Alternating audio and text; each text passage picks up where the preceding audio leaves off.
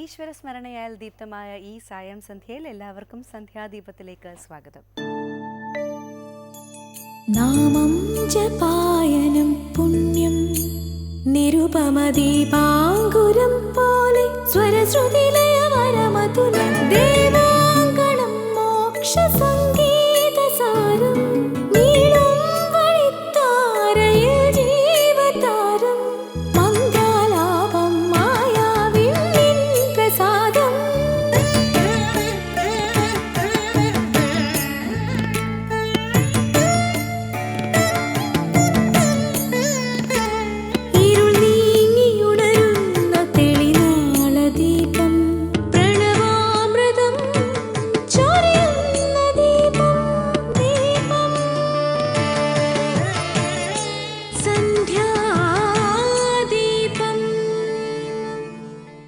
ഒരു സത്യം ബോധ്യപ്പെടുത്താൻ മറ്റൊന്നിനെ ഉദാഹരിച്ച് പറയുന്ന രീതി ആധ്യാത്മികതയിലുണ്ട്. ന്യായം എന്നാണ് ഇതറിയപ്പെടുന്നത്. അത്തരത്തിലൊന്നാണ് അജാഗളസ്ഥന ന്യായം. ജീവിതത്തിൻ്റെ നിരർത്ഥതയെ സൂചിപ്പിക്കാനാണ് ഈ ന്യായം പലപ്പോഴും ഉപയോഗിക്കുന്നത്. അജ എന്നാൽ പെണ്ണാട് എന്ന അർത്ഥമുണ്ട്. ആടിൻ്റെ കഴുത്തിന് താഴെ അകിട് പോലെ തൊങ്ങൽ കാണാം. ഇതിൽ നിന്നും ഒരിക്കലും പാൽ കിട്ടില്ല. തികച്ചും പ്രയോജനരഹിതമായ ഒരു അലങ്കാരമാണ് ഇത്. ആർക്കും ഒന്നിനും ഉപയോഗമില്ലാതെ ജനിച്ച് ജീവിച്ചു പോകുന്നവരെക്കുറിച്ച് പറയാനാണ് ഈ സ്മൃതിവാക്യം പ്രയോഗിക്കുന്നത്. ധർമ്മം, അർത്ഥം, കാമം, മോക്ഷം എന്നീ പുരുഷാർത്ഥങ്ങളിൽ ഒന്നിലെങ്കിലും അറിവ് നേടാത്തവരുടെ ജന്മം അജാഗളസ്തനം പോലെ, അതായത് ആടിൻ്റെ കഴുത്തിൻ്റെ മുല പോലെ അർത്ഥശൂന്യം എന്നാണ് പറയുന്നത്. ഇനി കാവാലം ശ്രീകുമാർ സാറിൻ്റെ രാമായണ പാരായണം കേൾക്കാം.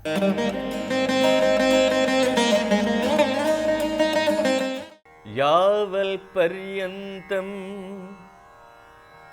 മായാ സംവൃതം ലോകമൂർത്താൽ താവൽ പര്യന്തമറിയാവല്ല ഭവത്തത്വം സത്സംഗം കൊണ്ടു ലഭിച്ചിടിന ഭക്തിയോടും ത്വൽസേവാരതന്മാരാം മാനുഷർ മെല്ലെ മെല്ലെ ത്വന്മായാരചിതമാം സംസാരപാരാവാരം തന്മറുകരയേറിയിടുന്നിതു കാലം കൊണ്ടേ ത്വൽജ്ഞാനപരന്മാരാം മാനുഷജനങ്ങൾക്കുള്ള ജ്ഞാനം നീക്കുവോരു സൽഗുരു ലഭിച്ചിടും. സൽഗുരുവരങ്കൽ നിന്നൻ പോടു വാക്യജ്ഞാനം ഉൾക്കാമ്പിലുദിച്ചിടും ത്വൽപ്രസാദത്താലപ്പോൾ. തുടർന്ന് രാമായണ ദർശനമാണ്.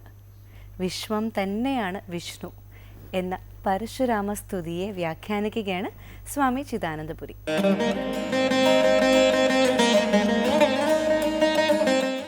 ഓം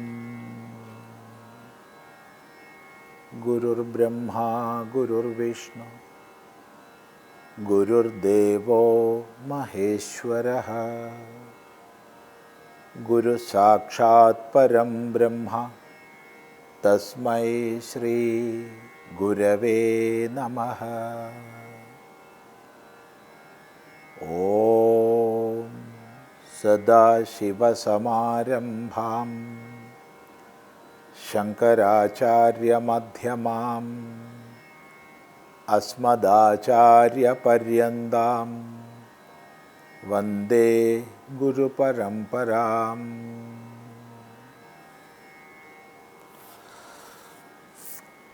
സാക്ഷാൽ പരമാത്മാവ് തന്നെയാണ് ശ്രീരാമൻ എന്ന തൻ്റെ തിരിച്ചറിവിൽ തീർത്തും ഭക്തിയാവേശിത ഭാവത്തോടെ പരശുരാമൻ സ്തുതിക്കുന്ന ഭാഗമാണ് നമ്മൾ ശ്രദ്ധിക്കുന്നത്. നിർവാണപ്രദനായ നീ നിർവികാരാത്മാവാണ്, പരിപൂർണനാണ് എന്ന് പറഞ്ഞു.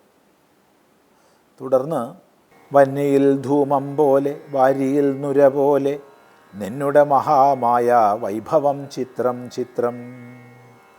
യാവത് പര്യന്തം മായാ സമൃദ്ധം ലോകമോർത്താൽ താവൽ പര്യന്തം അറിയാവതല്ല ഭവത്തത്വം.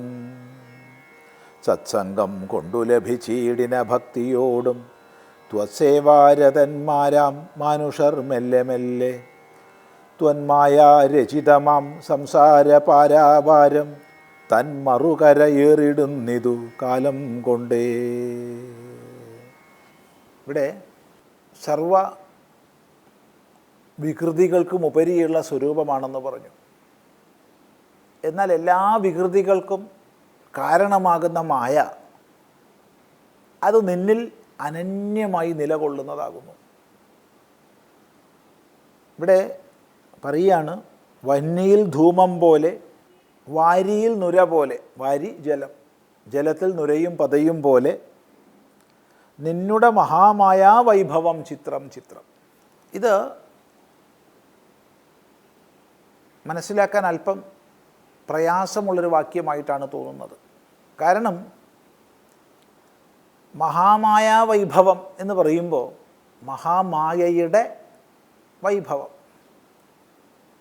മഹാമായ ഹേതുവായിട്ടുള്ള വൈഭവം, അതായത് ഈ പ്രപഞ്ചം തന്നെ, ഈ ദൃശ്യപ്രപഞ്ചം തന്നെ, ചുരുക്കി പറഞ്ഞാൽ സൃഷ്ടിജാലങ്ങൾ. ഈശ്വരനിൽ നിന്ന് അനന്യമാണ് സൃഷ്ടി. സൃഷ്ടിയും സ്രഷ്ടാവും ഭിന്നമല്ല. ഈ പ്രപഞ്ചം മുഴുവൻ സ്വരൂപതയാ ഈശ്വരൻ തന്നെ. ആ അർത്ഥത്തിലത് ശരിയാണ്. അങ്ങനെ ഈ വിശ്വം തന്നെയാണ് വിഷ്ണു. പുരുഷേവ ഇദം സർവം എന്നുള്ള ശ്രുതിയുടെ താത്പര്യത്തെ ബോധിപ്പിക്കുന്നതായിട്ട് നമുക്ക് മഹാമായ വൈഭവം ഈശ്വരനിൽ അനന്യമാണ്. ഏതുപോലെ? വെള്ളത്തിൽ നുര പോലെ. നുര ഭിന്നമായി കാണപ്പെടുന്നു, പത വെള്ളത്തിൽ നിന്ന് ഭിന്നമായി കാണപ്പെടുന്നു. പക്ഷേ നുര വെള്ളമല്ലാതെ ഒന്നുമല്ല.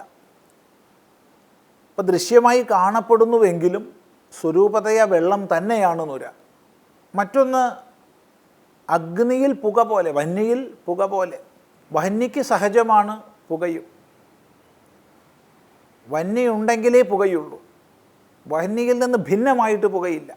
എങ്കിലും അവിടെ ചെറിയൊരു അന്തരം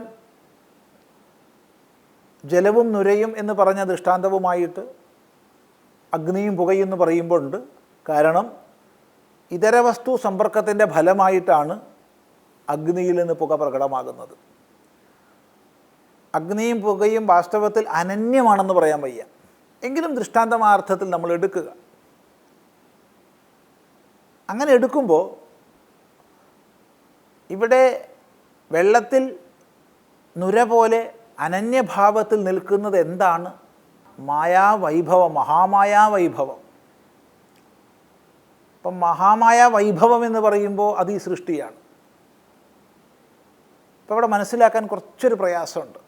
അത് എങ്ങനെ സംഭവിച്ചു എന്ന് വാസ്തവത്തിൽ നമുക്ക് പറയാൻ വയ്യ. എന്നാൽ ഇവിടെ മൂലം വ്യക്തമാണ്. മൂലത്തിൽ ഇതേ ആശയം പറയുന്നത്, യഥാ ജലേഭേന ജാലം ധൂമോ വഹ്നൗ തഥാ ത്വയി ത്വദാധാര ത്വദ്വിഷയ മായ കാര്യം സൃജത്യഹോ എന്നാണ്. സുവ്യക്തമാണത്. അവിടെ ഒരു സന്ദേഹം വരുന്നില്ല. കാരണം അവിടെ പറയുന്നത്, എപ്രകാരമാണോ വെള്ളത്തിൽ ഭേനജാലം, പതയും നുരയുമുള്ളത്, വഹ്നൗ, വഹ്നിയിൽ ധൂമഹ, പുകയുള്ളത്, തഥാ, അതേപോലെ ത്വദാധാര, നീ ആധാരമായിട്ടുള്ളവളും, ത്വദ്വിഷയ, അതേ സമയത്ത് നിന്നെ വിഷയീകരിക്കാൻ കഴിയുന്നവളുമായ മായ നിലകൊള്ളുന്നു എന്നാണ് പറയുന്നത്. മായാവൈഭവമല്ല പറയുന്നത്. അപ്പോൾ വെള്ളത്തിൽ നിന്ന് അനന്യമായി നുര ഉള്ളതുപോലെ, ഹേ പരമാത്മൻ, നിന്നിൽ നിന്ന് അനന്യയായി അഭിന്നയായി മായ നിലകൊള്ളുന്നു. ആ മായ ഒന്ന് ത്വദാധാരയാണ്, രണ്ട് ത്വദ്വിഷയയാണ്. നീയാകുന്ന ആധാരത്തിലിരിക്കെ തന്നെ നിന്നെ വിഷയീകരിക്കാനുള്ള കഴിവോട് കൂടിയവളാണ്. അവിടെ മായാവൈഭവത്തെ അല്ല അനന്യമായി പറഞ്ഞിട്ടുള്ളത്, മായയെയാണ്. എന്നിട്ടാണ് പറയുന്നത് ആ മായ സൃജത്യഹോ, ഈ ജഗത്തിനെ മുഴുവൻ സൃഷ്ടിക്കുന്നു, സകല സൃഷ്ടിജാലങ്ങളെയും ആ മായ ഹേതുവായിട്ടാണ് ചെയ്യപ്പെടുന്നത്. ഇവിടെ ആശയം സുവ്യക്തമാണ്. അപ്പം മായ പരമാത്മാവിൽ നിന്ന് അനന്യയും അഭിന്നയുമാകുന്നു, അത് ചിത്രമാണ് എന്ന്. പക്ഷെ തർജ്ജമ വന്നപ്പോഴത്തേക്ക് അവിടെ മായാവൈഭവം എന്ന് പറഞ്ഞപ്പോൾ ചെറിയൊരു ഒരു അവ്യക്തത അവിടെ ശേഷിക്കുന്നുണ്ട്. കാരണം ഈശ്വരനിൽ നിന്ന് അനന്യമായിട്ട് മായാവൈഭവം എന്ന് പറയുമ്പോൾ ഈ സൃഷ്ടിജാലങ്ങളാണ് മനസ്സിലാക്കപ്പെടുന്നത്. എന്നാൽ മൂലത്തിൽ മായയെയാണ് അനന്യയായി പറഞ്ഞിട്ടുള്ളത്. ആ മായ ഹേതുവായിട്ട് സൃഷ്ടി സംഭവിക്കുന്നു എന്നും പറയുന്നു. അപ്പോൾ നമുക്ക് സംശയം വരുമ്പോൾ, ഏതെങ്കിലും സന്ദർഭത്തിൽ സംശയം വരികയാണെങ്കിൽ ആ ഭാഗം മൂലം പരിശോധിക്കേണ്ടതാണെന്ന് സൂചിപ്പിക്കുകയാണ്. എത്ര കാലം വരെ ഈ മായയാൽ നമ്മൾ മറയ്ക്കപ്പെട്ടിരിക്കുന്നുവോ, ആവരണശക്തിയാൽ, അവിദ്യയുടെ ആവരണശക്തിയാൽ നമ്മൾ മറയ്ക്കപ്പെട്ടിട്ടുണ്ടോ, അത്രയും കാലം ഒരിക്കലും ഈശ്വരൻ്റെ പാരമാർത്ഥിക തത്വത്തെ അറിയാൻ സാധ്യമല്ല. ആവരണശക്തിയാൽ മറയ്ക്കപ്പെടുമ്പോൾ, മായയാൽ മറയ്ക്കപ്പെടുമ്പോൾ നമ്മൾ കേവലം ദൃശ്യജാലങ്ങളിൽ മാത്രം കുടുങ്ങി വശാകും, നാമരൂപങ്ങളിൽ മാത്രം ബദ്ധരാകും. അങ്ങനെ കഴിയുന്ന കാലത്തോളം ഒരിക്കലും ഹേ ഭഗവൻ അവിടുത്തെ തത്വത്തെ നമുക്കറിയാൻ കഴിയില്ല. അവിടുത്തെ തത്വം അറിയുന്നത് ഈ ആവരണശക്തി നീങ്ങുമ്പോൾ മാത്രമാണ്. ആവരണശക്തി നീങ്ങുന്നതോ അവിടുത്തെ തത്വം അറിയുമ്പോഴാണ്. ഇത് പരസ്പര പൂരകമാണ്, പരസ്പര അപേക്ഷിതമാണ്. ഏതായാലും അനന്യയായ മായയാൽ ഈ സൃഷ്ടി മുഴുവൻ അവിടുന്ന് ചെയ്യുന്നു. അതിൽ ബദ്ധനായിരിക്കുന്ന കാലത്തോളം സൃഷ്ടിജാലത്തിനപ്പുറത്തുള്ള അവിടുത്തെ സ്വരൂപത്തെ ആരും അറിയില്ല. ഇങ്ങനെ സ്തുതിക്കുകയാണ് പരശുരാമൻ. തുടർന്ന് നമുക്ക് അടുത്ത പ്രാവശ്യം ശ്രദ്ധിക്കാം. വെള്ളത്തിൽ നുരപോലെയും അഗ്നിയിൽ പുക പോലെയും ദൃഷ്ടാന്തത്തിൽ വിഭിന്നങ്ങളാണെങ്കിലും എല്ലാം ഒന്നിൽ നിന്ന് തന്നെയാണ് ഉദ്ഭവിച്ചത്. ഇതുപോലെയാണ് നാമരൂപ പദങ്ങളാൽ ബന്ധിക്കപ്പെട്ട സൃഷ്ടികൾ എന്ന് വ്യക്തമാക്കുകയായിരുന്നു സ്വാമി.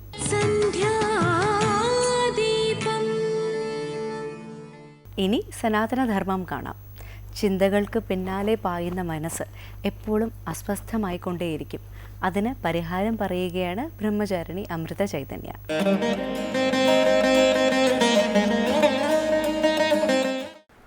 ഓം അമൃതേശ്വരിയേ നമഃ.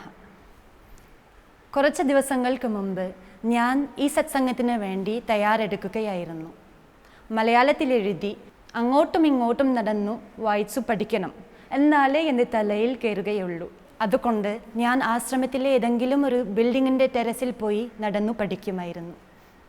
ഒരു ദിവസം ഞാൻ നടന്നുകൊണ്ട് പഠിച്ചിരുന്ന ടെറസിൽ തന്നെ മറ്റൊരു വെസ്റ്റേൺ പെൺകുട്ടി യോഗ ചെയ്യുന്നുണ്ടായിരുന്നു. ഞാൻ നടക്കുന്ന സ്ഥലത്ത് നല്ല വെയിലായി. ആ കുട്ടി യോഗ ചെയ്യുന്നതിനടുത്തേക്ക് മാറി നടന്നു. ഒരു 10 മിനിറ്റ് കഴിഞ്ഞപ്പോൾ യോഗ ചെയ്യുന്ന ആ പെൺകുട്ടി എന്നോട് പറഞ്ഞു, എക്സ്ക്യൂസ് മീ, നിങ്ങൾക്ക് ഇവിടെ നിന്ന് കുറച്ച് മാറി നടക്കാമോ? എൻ്റെ മലയാളം പ്രാക്ടീസ് അവർ ശല്യപ്പെടുത്തിയെന്ന് തോന്നുന്നു. എനിക്ക് അവരോട് അല്പ നീരസം തോന്നി. ആദ്യം ഞാൻ അത് പുറത്ത് കാണിക്കാതെ അവിടെ നല്ല ചൂടാണ്, അതുകൊണ്ടാണ് ഞാൻ ഇവിടെ വന്നത് എന്ന് പറഞ്ഞു. എന്നാൽ അടുത്ത നിമിഷം ഉള്ളിലുണ്ടായിരുന്ന ദേഷ്യം പ്രകടിപ്പിച്ചുകൊണ്ട് ഞാൻ പറഞ്ഞു, കുഴപ്പമില്ല, ഞാൻ പോയിക്കോളാം. ഒന്നും സംഭവിക്കാത്തതുപോലെ ആ കുട്ടി യോഗ തുടർന്നു. പക്ഷേ എൻ്റെ മനസ്സ് വളരെ അസ്വസ്ഥയായി. ഞാൻ ചിന്തിക്കുവാൻ തുടങ്ങി, ഒരു ബഹുമാനവുമില്ലാത്ത കുട്ടി, എന്നെക്കാൾ പ്രായം കുറവാണ്, മാത്രവുമല്ല ഇവിടെ ഒരു സന്ദർശക മാത്രമാണ്, എന്നോട് മാറിപ്പോകാൻ പറയാൻ ആ കുട്ടി ആരാണ്?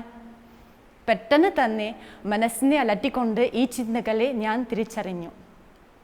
ഞാൻ ചിന്തിച്ചു, ഈ സംഭവത്തിനോട് എനിക്ക് 2 രീതിയിൽ പ്രതികരിക്കാം. ഒന്നുകിൽ ഇതിനെക്കുറിച്ച് ഓർത്തോർത്തു ഇരുന്ന് എൻ്റെ തല പുകയ്ക്കാം. അങ്ങനെ എൻ്റെ ചിന്തകൾക്ക് പിന്നാലെ പോയി എൻ്റെ മനസ്സിൻ്റെ അടിമയാകാം.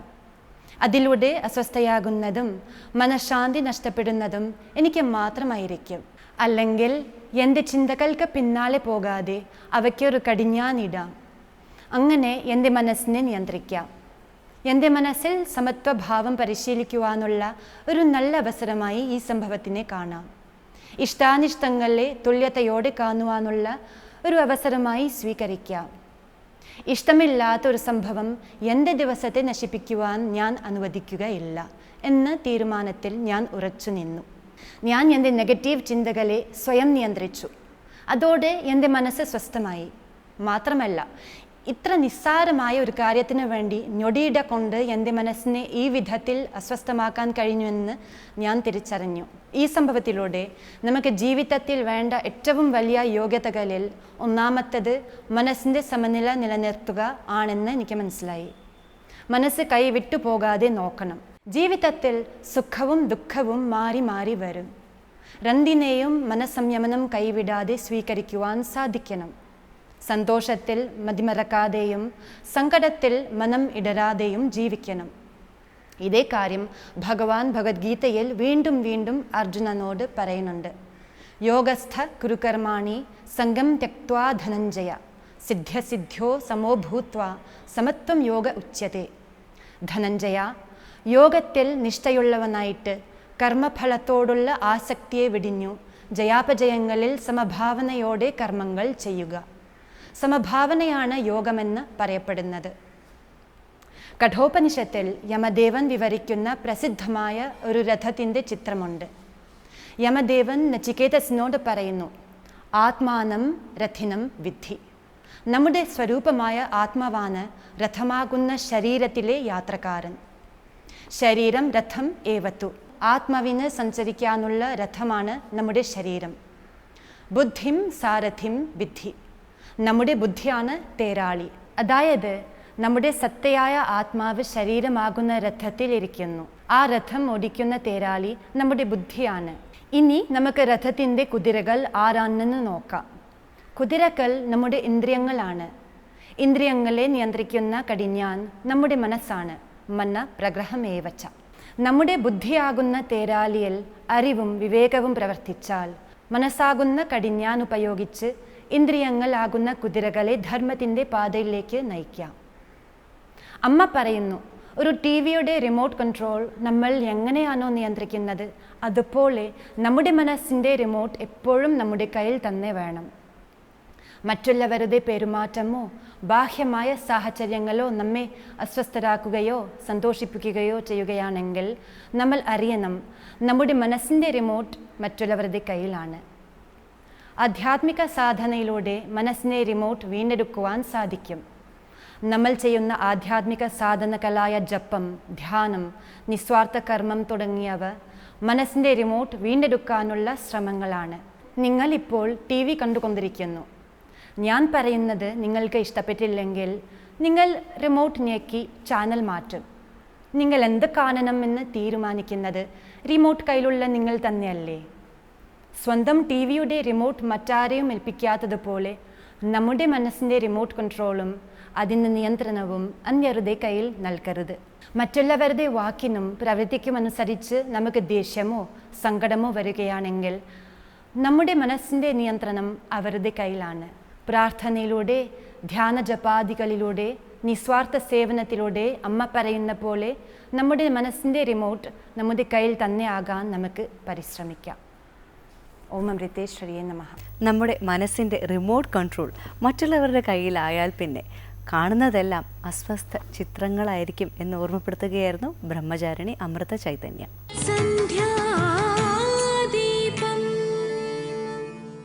തുടർന്ന് നമുക്ക് ദീപാരാധന കാണാം. ബലമാണ് ജീവിതം, ദൗർബല്യം മരണമാണ്. ആരതി തൊഴുത് ഇന്നത്തേക്ക് മടങ്ങാം. എല്ലാവർക്കും നമസ്കാരം.